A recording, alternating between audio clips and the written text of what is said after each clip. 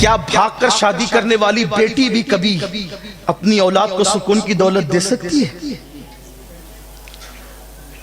جس نے فون پر لمبی لمبی گفتگو کر کے 2-2 گھنٹے گزار دینا ہے اور جسے مردوں کی مشابہت اچھی لگتی ہے، آپ بتائیں کیا ایسی بیٹی کی گود میں بھی کوئی بابا فرید جیسا جنم لے سکتا ہے؟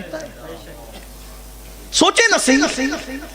مجھے تو اس بات کی فکر کبھی کبھی ہوتی، کبھی کبھی نہیں، اکثر سوچتا ہوں، حالانکہ کوئی مفکر نہیں ہوں، لیکن کبھی کبھی نہیں بلکہ اکثر خیال آتا ہے، نیک ماں باپ ملے تھے اور اولاد گنہگار اور مجرم پیدا ہوئی تو نیک ماں باپ روکتے اور ٹوکتے رہے، پھر بھی اولاد گناہ سے نہیں رکی۔ یہ جو آج کے لڑکے ہیں، لڑکیاں ہیں، کل کے ماں باپ ہیں، جب ہمیں نیک ماں باپ ملے تو انہوں نے اتنا کنٹرول کیا، پھر بھی اتنے گناہ ہیں۔ جب یہ لڑکے لڑکیاں ماں باپ بن جائیں گے تو جن نسلوں کو گنہگار اور پاپی ہی ماں باپ ملیں گے، ان نسلوں کے جرائم کا اندازہ کون کر سکتا ہے؟ کیا جرائم ہوں گے، کیا گناہ ہوں گے۔ اور سن لو، زمین کے اوپر جب گناہ عام ہو جاتے ہیں تو دل کی زمین بے قرار ہو جاتی ہے اور بے چین ہو جاتی ہے۔ تو مجھے وہ یاد آتی ہے بات جو میں کرنے چلا تھا کہ کیسی بیٹیاں تھیں، کیسی بیٹیاں تھیں۔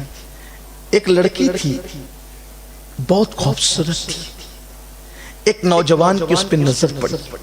نوجوان کا نام بھی نہیں لوں گا، حالانکہ نام ذہن میں لیکن نہیں لوں گا۔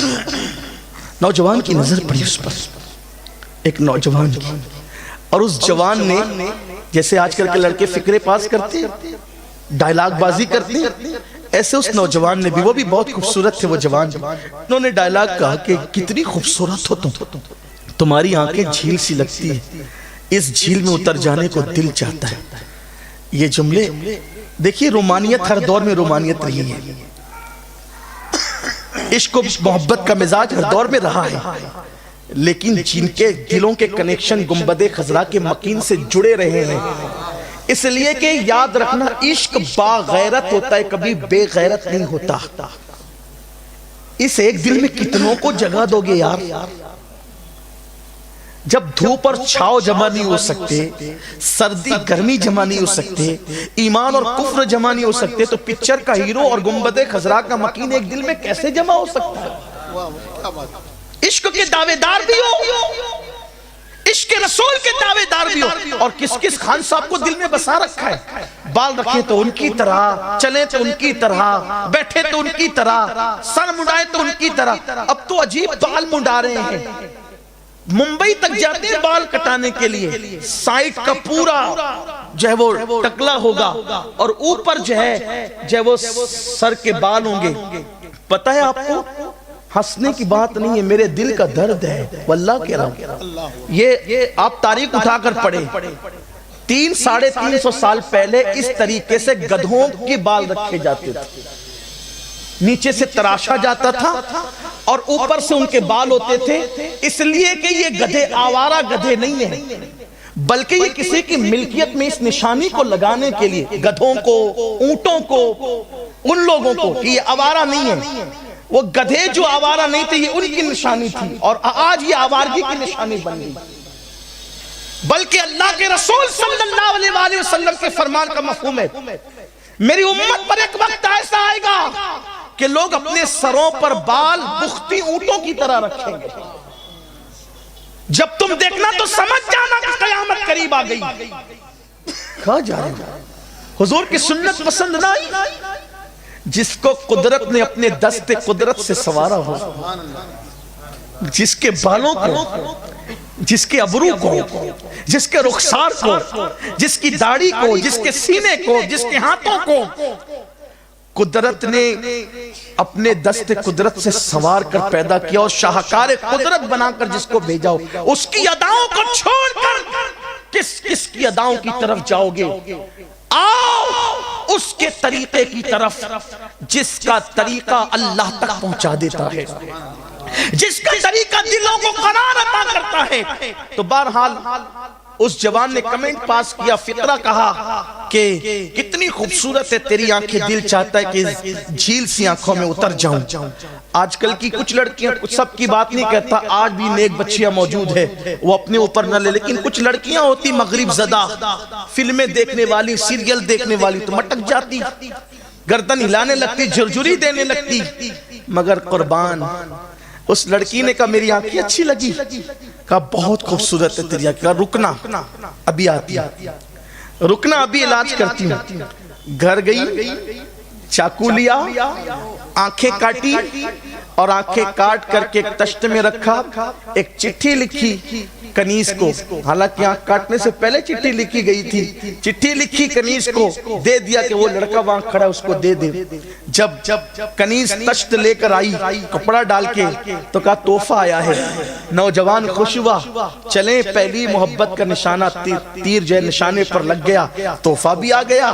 جب اس نے کپڑا ہٹایا تو دیکھا دو کٹی ہوئی آنکھیں تھی اور ایک چٹھی تھی اور اس میں لکھا ہوا تھا جو آنکھیں مردوں کو میری طرف متوجہ کر کے میرے فتنے میں مبتلا کرے، ایسی آنکھوں کو میں اپنے ماتھے میں رکھنا پسند نہیں کرتی. اندھی بن کر رہنا مجھے گوارا ہے مگر پاپی بن کر رہنا مجھے گوارا نہیں ہے. ایسی لڑکیاں تھی ہماری، ایسی بیٹیاں تھی ہماری. آپ مجھے بتائیں آج کیا ہوگا، کیا ہو رہا ہے؟ تو آؤ، گناہ بڑھ گئے اس لیے بے چینی بڑھ گئی. اب بے چینی کا علاج سب سے پہلے گناہ سے توبہ.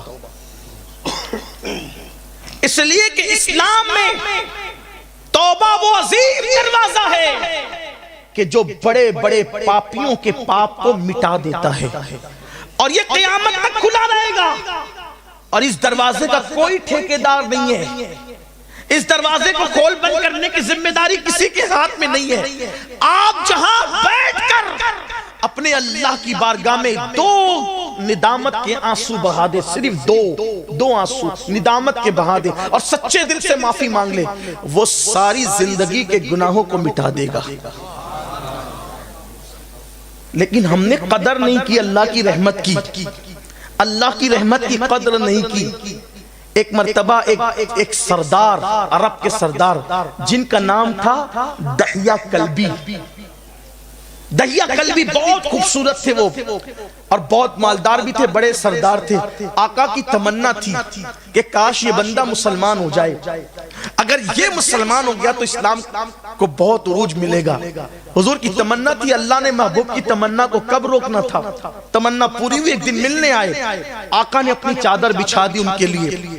انہوں نے چادر اٹھائی، سینے سے لگایا، میں کب قابل ہوں اس چادر پہ بیٹھنے کا؟ آقا علیہ الصلوۃ والتسلیم نے فرمایا دحیہ مسلمان ہو جاؤ. کہا حضور مسلمان ہی لیکن ایک کھٹکا ہے، توجہ کریں، کھٹکا ہے. کیا کھٹکا ہے؟ آقا قبیلے کا سردار ہونے کی وجہ سے جتنی بیٹیاں پیدا ہوئی سب میرے ہاتھ میں لا کے دی گئی اور میں نے اپنے ہاتھوں سے ان بچیوں کو زندہ دفن کیا.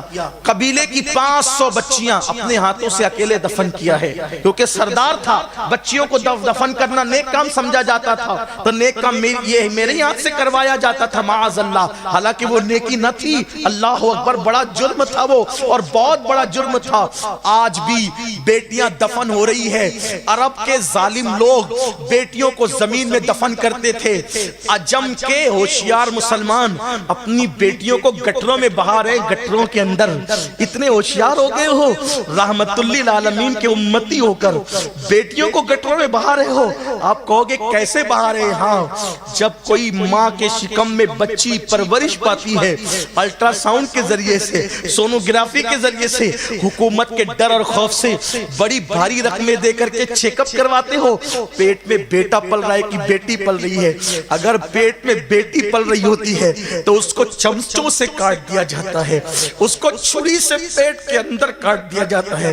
سوچو تو صحیح، جس نبی نے پتھر کھا کر بیٹیوں کو زندگی دی تھی، جب اس نبی کا کلمہ پڑھنے والا امتی ماں کے پیٹ میں ڈاکٹروں کے ذریعے سے بیٹی کے ٹکڑے کر اس کو بغیر کفن کے نالیوں میں بہاتا ہوگا، مکین گنبد خضرا کے دل پہ کیا گزرتی ہوگی.